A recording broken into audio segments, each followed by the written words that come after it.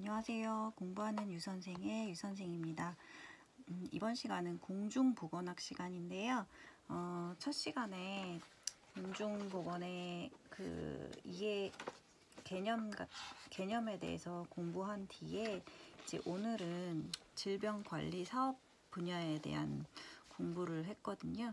네, 이게 이제 실무에 관련된 임상 실습이라던가 이런 수업이 아니고 온전히 그냥 이론에 관련된 수업이다 보니까 제가 이 수업 오늘 점심시간 5교시에 5, 6교시에 수업을 받았는데 굉장히 지루하더라고요. 근데 그래도 시험 과목에 들어가 있는 거기 때문에 공부를 해야 되니까 배우는 거겠죠? 그래서 조금 더 서술적으로 포괄적으로 막 길게 설명되어 있는 거를 좀 중요한 포인트 위주로 정리를 좀 해봤습니다. 그래서 여러분과 함께 복습하는 시간 오늘도 가져볼게요. 네, 공중보건학 지루하니까 빨리빨리 넘어가겠습니다. 첫 번째 건강과 질병에 관한 이제 차트에 대해서 배웠는데 이 건강의 정의를 내려놨어요. 그 세계보건기구 WHO라고 하죠. WHO에서 건강이란 무엇인지 이제 정의를 내렸는데 이 정의의 개념이 중요합니다. 건강이란 신체적, 정신적, 사회적 안녕의 완전한 상태다라고 얘기를 했어요. 그래서 신체적, 정신적, 사회적 안녕의 완전한 상태를 무엇이라고 정의했는가? 그러면 건강입니다. 근데 여기서 이 사회적 안녕의 뜻을 한번 짚고 넘어가 보겠는데요. 사회적 안녕이라 하면은 자신의 복잡한 사회적 관계에 자연스럽게 적응해 나갈 수 있는 그런 상태를 말한다고 해요.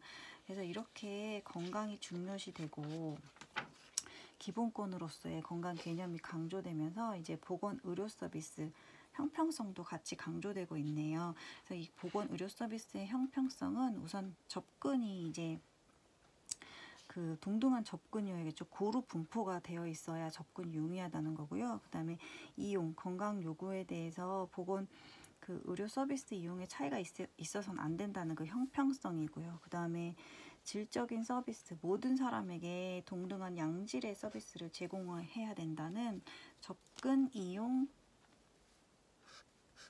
질적 형평성 세 가지로 나누고 있습니다. 그 다음에 건강 증진과 수명에 관해서 공부를 했는데 여기서 이 또 앞에선 건강에 대한 정의를 내렸다면 여기서는 건강 증진이란 무엇인가? 그래서 정의를 내려놨어요. 사람들의 통제력을 증가시켜서 건강을 개선시키고 조정 능력이 증가하도록 이끌어가는 과정으로 건강을 더 나은 상태로 더욱더 증진시키려는 노력을 의미한다. 네. 이런 것이 건강 증진이다라는 것 정도만 알아두시면 될 것 같아요. 이러한 그 건강 증진을 함으로써는 건강이 증진되니까 질병을 예방시키겠죠. 그리고 스스로 건강을 증진하니까 의료비의 증가가 이제 막아진다고 합니다. 그래서 건강 증진이 굉장히 중요하고요. 건강 증진은 여기서 중요한데 건강 증진의 개념이 나와요. 건강 수준을 향상시키면서 생활 습관의 긍정적 변화를 촉진시킨다 해서 이게 또 그 건강 증진의 자연스러운 개념에 들어가면서 이 건강 증진에는 보건 교육을 포함하고 있다고 해요. 그래서 보건 교육이 건강 증진의 큰 의미 안에 들어간다는 거 알고 계시면 되고요. 이러한 건강 증진은 삶의 질을 향상시킬 뿐만 아니라 수명을 물론 연장시키겠죠. 그래서 이게 목표라고 합니다. 삶의 질을 향상하며 건강한 수명을 연장시키는 게 건강 증진을 위한 목표고요. 그 다음에 또 이러한 건강 증진을 위해서 지역사회에서는 이러한 건강 증진 사업을 펼치고 있잖아요. 그래서 그 사업의 철학이 곧 건강 증진의 목표와 그 일맥상통하는데 건강 생활을 실천하기 위함이겠죠. 그래서 여기서 이 지역사회에서 건강 증진 사업을 펼침에 있어서 그 영역이 나와요. 이게 중요한데 구강과 영양과 정신건강관리 분야의 세 가지 영역에서 지역사회 건강 증진 사업이 이제 펼쳐지고 있습니다.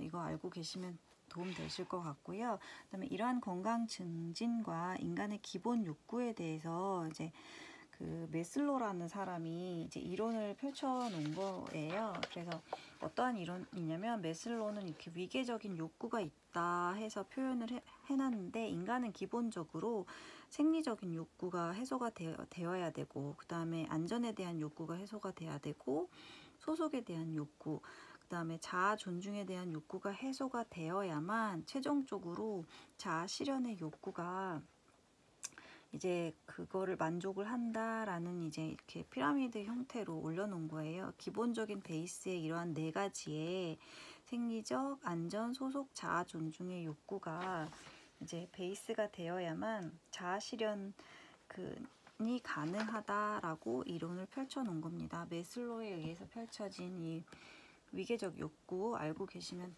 좋을 것 같습니다. 그 다음은 이제 평균 수명에 대해서 나오는데 이제 여기에서 평균 수명 그냥 의미만 아시면 될 것 같아요. 평균 수명이란 인구 집단의 건강 수준을 나타내는 대표적인 보건 지표라고 합니다. 그래서 이러한 평균 수명은 그 어떤 인구의 어느 연간 사망자의 평균 연령을 말한대요.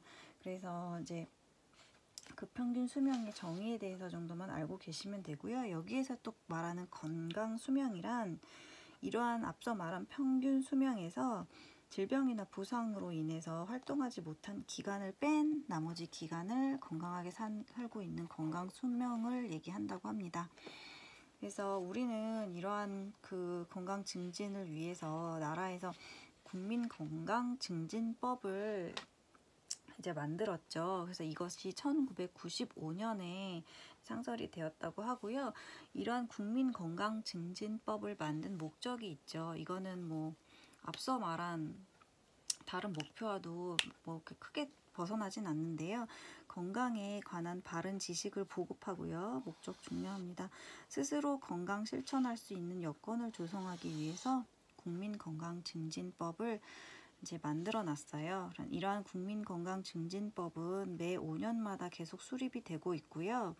여기에서 포함하는 이제 국민건강증진법의 그 특징은 네 가지 영역으로 지금 구별을 하고 있다는 거예요. 구별해서 지금 증진법이 나오고 있는데 그 네 가지 영역이랑 하면 국민건강증진사업, 그다음에 또 보건교육, 또 영양 개선, 건강관리 측면에서 4개 영역으로 이렇게 구별을 해서 서비스를 하고 있다고 합니다.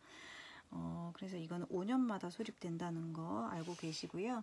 그다음에 이러한 국민건강증진법은 모두 다 지역사회 주민 전체를 대상으로 하겠죠. 이 지역사회 주민 전체 대상으로 그다음에 주민 스스로가 참여하게끔 하는 게 그 건강증진 사업을 위한 그 목표고요. 적극적인 참여로 이제 그걸 주민을 적극적으로 유치해서 건강에 미치는 요인을 최대한 크게 이제 효과를 보기 위함에 있고요.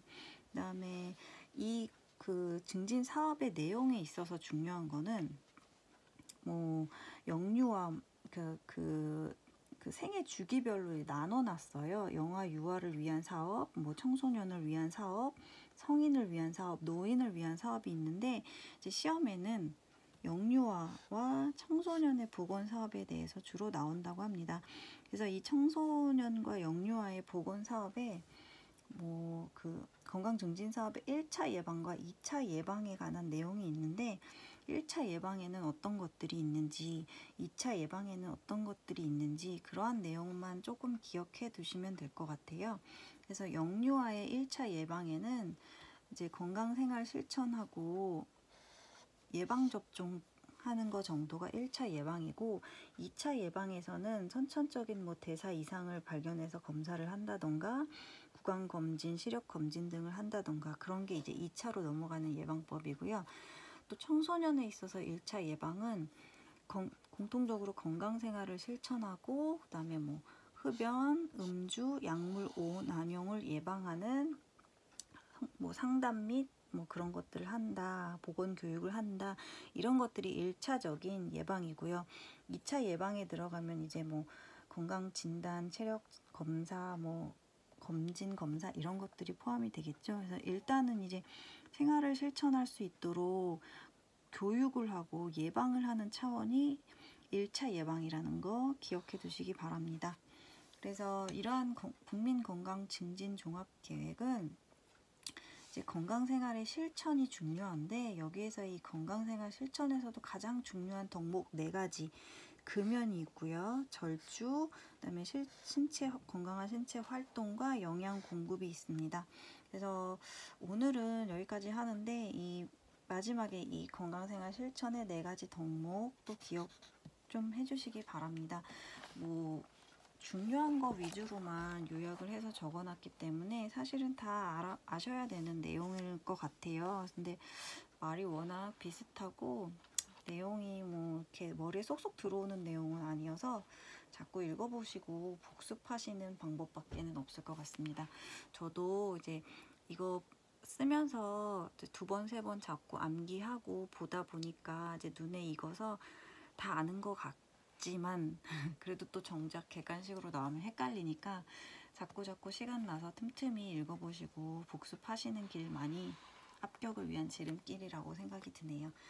여기까지 하고요. 시청해주셔서 감사합니다.